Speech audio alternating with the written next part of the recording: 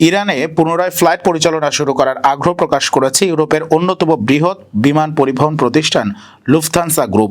সম্প্রতি প্রতিষ্ঠানটির প্রধান ইরানের ইমাম খোমেনি বিমানবন্দর সিটির প্রধান নির্বাহীর সঙ্গে বৈঠক করেন। সেখানে ইরানে ফ্লাইট পুনরায় চালুর প্রস্তুতির কথা জানানো হয়। লুফথানসা গ্রুপের আওতায় রয়েছে Lufthansa airlines, euro wings, ITA Airways এবং অস্ট্রিয়ান এয়ারলাইন্স সহ একাধিক আন্তর্জাতিক বিমান সংস্থা। চলতি বছরের এপ্রিল থেকে ধাপে ধাপে আন্তর্জাতিক ফ্লাইটের জন্য আকাশসীমা উন্মুক্ত করতে শুরু করে ইরান। বর্তমানে দেশটির বিভিন্ন আন্তর্জাতিক রুটে বিমান চলাচল স্বাভাবিক হচ্ছে।